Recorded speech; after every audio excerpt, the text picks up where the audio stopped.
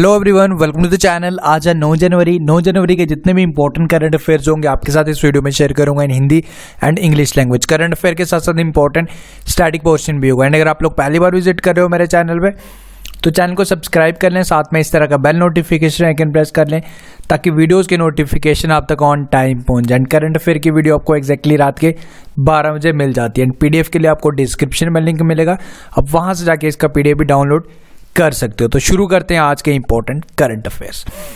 2 question आपने answer करने होते हैं प्रीवियस डे के। फर्स्ट क्वेश्चन जो आपने मुझे बताना है, the union cabinet chaired by our honourable prime minister approved how much % reservation for economically backward upper caste, यानी कि जनरल कैटेगरीज के लिए रिजर्वेशन लाई गई। तो आपको बताना है कि कितने %, ठीक है। एंड सेकंड क्वेश्चन आपने मुझे बताना है, who was adjudged player of the series in the just concluded Border Gavaskar trophy, ठीक है।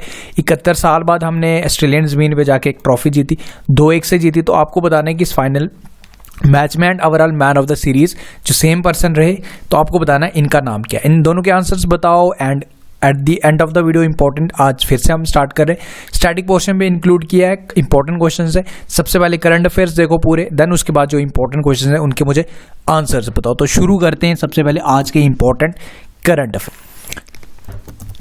सबसे पहला क्वेश्चन है, world bank president Jim Yong Kim. सबसे पहले तो ये भी याद रखो कि वर्ल्ड बैंक के प्रेसिडेंट कौन है, जिम योंग किम, ठीक है। इन्होंने रेजिग्नेशन दे दिया अपना, जो 1 फरवरी से इफेक्ट में भी आ जाएगा। अब आपको इस क्वेश्चन में ये पूछ रहा है कि जो न्यू प्रेसिडेंट होंगे वर्ल्ड बैंक के, इंटरिम प्रेसिडेंट यानी कि टेम्पररी टाइम के लिए, तो वो कौन होने वाले हैं। तो वो होंगे जी क्रिस्टलिना जॉर्जिविया, ओके। इनका नाम आप याद रखो। एंड इस क्वेश्चन में जो जो इंपॉर्टेंट चीज़ें वो ध्यान से सुनो। सबसे पहले वर्ल्ड बैंक के प्रेसिडेंट मैं बता चुका जो स्टेप डाउन करें। एक्चुअली इनका टेन्योर 2022 में खत्म होना था, 2017 में फिर से रीइलेक्ट हुए थे, 5 साल का टेन्योर था, बट ये बीच में जाके वर्ल्ड बैंक को छोड़ रहे हैं, ठीक है। अब मैं बता चुका हूँ जो इंटरिम होंगे वो होंगे क्रिस्टलिना जॉर्जिविया। एंड वर्ल्ड बैंक के बारे में जो इसमें इंपॉर्टेंट चीज़ें याद रखनी है, देखो वर्ल्ड बैंक का मोटो ज़रूर याद रखो। वर्ल्ड बैंक का मोटो है working for world free of poverty, ठीक है। 2030 तक का इसका ऑब्जेक्टिव है कि पूरे वर्ल्ड को फ्री ऑफ पॉवर्टी बनाया जाए। एंड इसकी एस्टैब्लिशमेंट कब हुई थी, जुलाई 1945 में। इसके हेडक्वार्टर्स हैं वॉशिंगटन DC में। तो इतनी चीज़ें आप याद रखो। एंड इसमें मैंने 2 ऑप्शंस आपके लिए इंपॉर्टेंट और लिए, क्रिस्टलिना लगार्डे, ठीक है। तो ये हैं जी डायरेक्टर जनरल ऑफ IMF यानी कि इंटरनेशनल मॉनेटरी फंड, ठीक है, वो भी याद रख लेना। एंड एंटोनियो गुटेरेस के बारे में आप मुझे कमेंट करके बताएंगे। अब करते हैं सेकंड क्वेश्चन। सेकंड क्वेश्चन है, who won best actor award of the year at 76 Golden Globe 2019। तो ये अवार्ड दिए गए, देखो इसमें जो इंपॉर्टेंट चीज़ें, सबसे पहले तो ये अवार्ड दिए कहाँ गए, तो ये दिए गए कैलिफोर्निया USA में। अब इसमें ये पूछ रहा है कि best actor of the year award किसे दिया गया। तो जो बेस्ट एक्टर ये अवार्ड दिया गया जी रामी मैलिक को, ठीक है। अब इनका नाम याद रखो। अब इसमें देखो ओवरऑल देखा जाए तो इसमें अराउंड 25+ अवार्ड दिए गए। जो इंपॉर्टेंट जो हमने याद रखने, ये 4 के भी इंपॉर्टेंट आप याद रख लो, ये भी सफिशिएंट है, ठीक है। अब बेस्ट एक्टर हुए जी रामी मैलिक, जो बेस्ट एक्ट्रेस है वो है ग्लेन क्लोज, ठीक है। Best actor Rami and best actress Glenn close. And best director रही जी वो रही अल्फोंसो क्यूरॉन, ठीक है। एंड जो बेस्ट मूवी का अवार्ड दिया गया वो दिया गया बोहेमियन रैप्सोडी, ठीक है। तो ये 4 के 4 इंपॉर्टेंट है आपके लिए। इंपॉर्टेंट फिर से एक बार मैं फिर से रिपीट करता हूँ, ठीक है। इस क्वेश्चन में जो पर्टिकुलरली आपसे पूछ रहा था बेस्ट एक्टर अवार्ड किसे दिया गया, तो वो जी रामी मैलिक को, ठीक है, ये मेल। एंड उसके बाद ग्लेन क्लोज बेस्ट एक्ट्रेस बनी, ठीक है, तो ये याद रखो। एंड जो जी अल्फोंसो क्यूरॉन बने बेस्ट डायरेक्टर। एंड जो बोहेमियन रैप्सोडी बनी best movie, best motion picture, ठीक है। तो इतनी चीजें आपको याद रखनी फ्रॉम दिस क्वेश्चन। आप करते हैं next. Who was appointed as a new director general of Seema Suraksha Bal. सीमा सुरक्षा बल के न्यू डायरेक्टर जनरल अपॉइंट हुए, तो आप बताना इनका नाम क्या। इनका नाम है जी कुमार राजेश चंद्रा, ठीक है। अब ये 1985 IPS बिहार कैडेट के IPS ऑफिसर थे, ठीक है। तो ये अपॉइंट हुए हैं जी राजेश चंद्रा, जो ये actually right now director general of bureau of civil aviation security के भी डायरेक्टर जनरल है। एंड अभी ये SSB के भी न्यू डायरेक्टर जनरल अपॉइंट हो गए, ठीक है। एंड अभी एक और ऑप्शन मैंने इसमें लिया रजनीकांत मिश्रा, अभी हाल ही में ये भी BSF के चीफ अपॉइंट हुए थे। तो इसका जो करेक्ट आंसर है कुमार राजेश चंद्रा।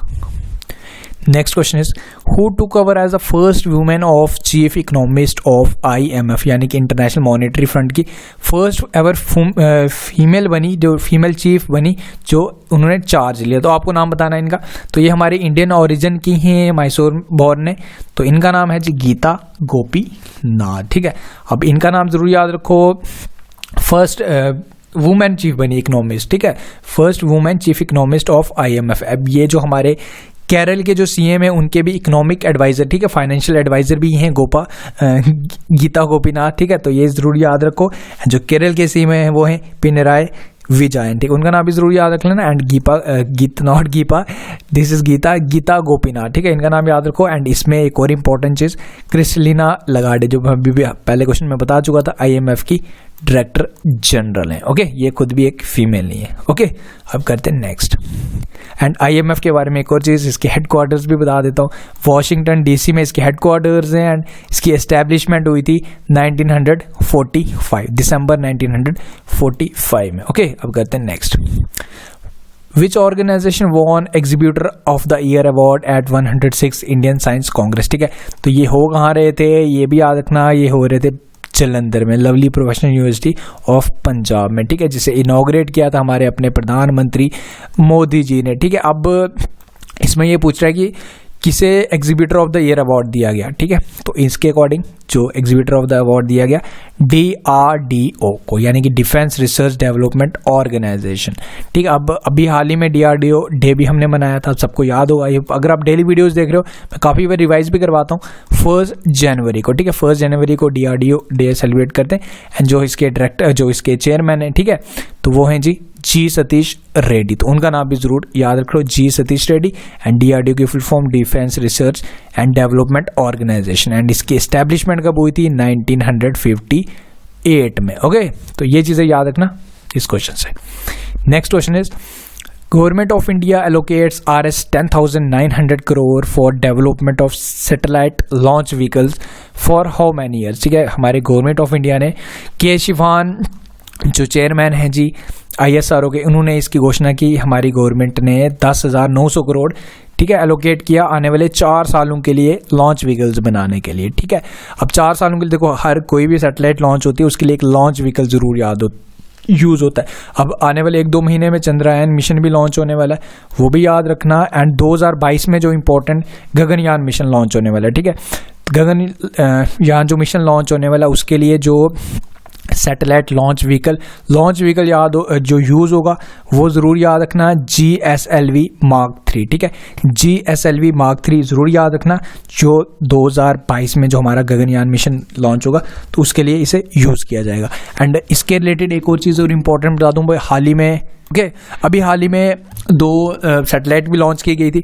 अभी आपको याद होगा एक GSAT-11 जो सबसे हैवीएस्ट सैटेलाइट थी, एंड GSAT-7 है, ये दोनों कम्युनिकेशन सैटेलाइट हैं, अभी हाल ही में लॉन्च की गई थी, ठीक है। अब एक और चीज़ बता दो, अभी अमाउंट से आपको याद आया होगा, यूनियन कैबिनेट ने अप्रूव किया था 10,000 करोड़ फॉर गगनयान मिशन, ठीक है। तो वो चीज़ें भी जरूर याद रखना।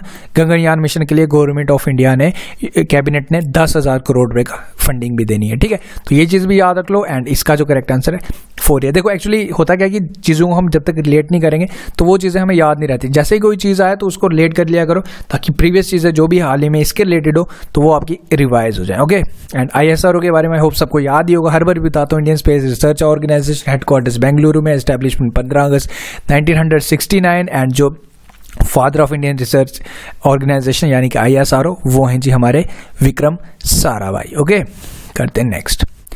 Which department introduce 70 point grading index, ठीक है। किसी गवर्नमेंट डिपार्टमेंट ने 70 पॉइंट ग्रेडिंग इंडेक्स लाया ताकि स्कूल्स की क्वालिटी ऑफ एजुकेशन को एक्सेस किया जाए, ठीक है। तो ये बताना है कि कौन सी डिपार्टमेंट ने इसे इंट्रोड्यूस किया। तो ये किया जी हमारे ministry of human research and development, यानी कि मिनिस्ट्री ऑफ HRD, ठीक है। आउट ऑफ 1000 मार्क्स दिए जाएंगे, स्कोर किया जाएगा कि किस तरह का वहाँ एजुकेशन सिस्टम चल रहा है, ठीक है।